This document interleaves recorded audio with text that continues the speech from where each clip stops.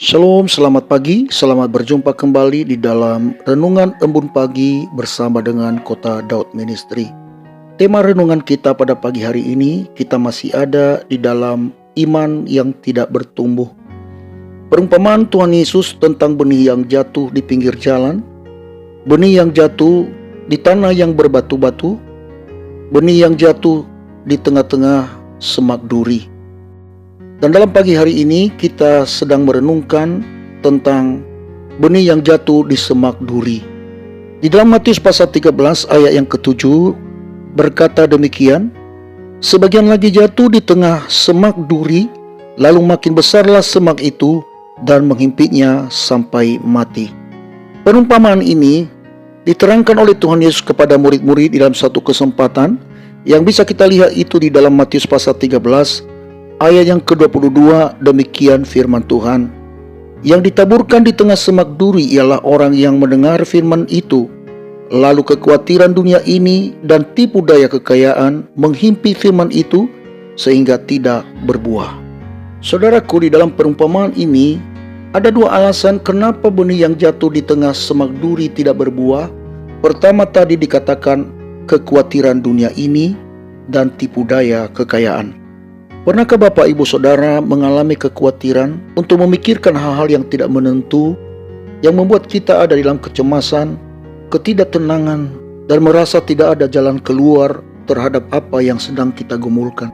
Tahukah saudara bahwa kekhawatiran itulah yang membuat kita hidup dalam kecemasan dan mengakibatkan kita tidak percaya lagi akan janji Tuhan yang dikatakan oleh firman-Nya? Tahukah saudara bahwa di dalam kekhawatiran yang berlarut-larut membunuh iman kita, membunuh pengharapan dan kepercayaan kita kepada Allah. Dan apabila ini berlarut-larut akan membuat kita hidup dalam depresi. Di dalam kekhawatiran ini akan menghimpit firman yang telah pernah engkau dengar. Tidak mungkin lagi ada gairahmu untuk mendengarkan firman Tuhan, karena engkau jauh daripada kepercayaanmu terhadap janji Allah. Dan hal inilah yang membuat kita berdosa terhadap Tuhan. Dan apabila kekhawatiran itu semakin menumpuk, maka dosa pun semakin menumpuk dan semakin menjauhkan engkau dari Tuhan. Itulah sebabnya Tuhan Yesus mengingatkan kepada kita semua bahwa adakah kekhawatiranmu menambah sahasta dari jalan hidupmu? Tentu jawabnya tidak. Artinya bahwa di dalam kekhawatiran itu tidak mungkin ada solusi. Justru kita semakin terpuruk di dalam iman percaya kita kepada Tuhan dan semakin menggerogoti tubuh rohani dan tubuh jasmani kita.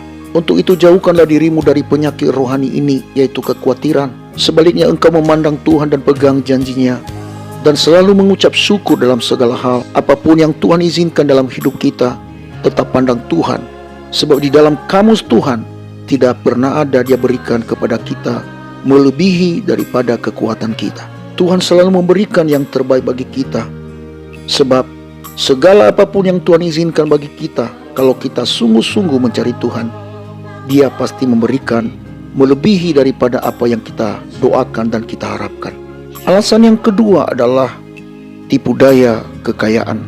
Saudaraku, saya teringat pesan Rasul Paulus kepada anak rohaninya Timotius di dalam 1 Timotius pasal yang ke-6 ayat yang ke-9. Demikian firman Tuhan. Tetapi mereka yang ingin kaya terjatuh ke dalam pencobaan, ke dalam jerat dan ke dalam berbagai-bagai nafsu yang hampa dan yang mencelakakan, yang menenggelamkan manusia ke dalam keruntuhan dan kebinasaan.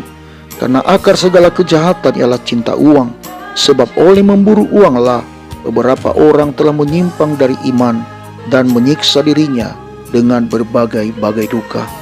Saudaraku, dari pesan ini kita melihat bahwa setiap orang yang memburu kekayaan, yang mengejar uang dan harta kekayaan, akan membunuh iman percaya kita kepada Tuhan. Bukan berarti kita nggak membutuhkan uang. Namun yang penting di sini adalah kebersyukuran kita akan nikmat yang Allah berikan kepada kita melalui apa yang kita miliki. Janganlah ada di dalam niatmu untuk menjadi kaya. Tetapi kalau Tuhan mengizinkan, mempercayai engkau memperoleh kekayaan, syukur untuk itu. Pergunakanlah untuk memuliakan namanya, dan bukan untuk memegahkan diri dari segala apapun yang kita miliki. Bila Tuhan mempercayai engkau memiliki sesuatu dalam hidup ini, pergunakanlah untuk kemuliaan Tuhan. Pergunakanlah untuk membantu orang-orang yang lemah. Pergunakanlah itu untuk memberitakan Injil Kerajaan Allah. Semua apa yang kita miliki itu adalah titipan dari Tuhan untuk kita pergunakan bagi hormat dan kemuliaan-Nya. Kalau tidak demikian, engkau akan mati di dalam rohanimu. Imanmu semakin merosot dan semakin engkau menjauh dari Tuhan. Di dalam renungan ini, saya sebagai hamba Tuhan berpesan kepada Bapak Ibu Saudara dengan dua hal. Pertama adalah, jauhkanlah dirimu dari segala kekhawatiran, tetapi sebaliknya engkau pegang janji Tuhan dan sekaligus engkau mengucap syukur. Dan yang kedua adalah, jauhkanlah dalam dirimu untuk ingin kaya. Tetapi kalau Tuhan izinkan engkau memperoleh sesuatu kekayaan selama engkau masih hidup, pergunakanlah itu untuk hormat dan kemuliaan-Nya. Maka imanmu akan bertumbuh dan hidupmu berkenan di hadapan Tuhan. Jangan sampai kekhawatiran hidupmu dan keinginan ingin kaya menghimpit firman yang telah engkau dengar dan yang telah engkau ikrarkan di hadapan banyak saksi. Saya Pendeta Zaluhu di sini. Saya ucapkan selamat pagi, selamat beraktivitas.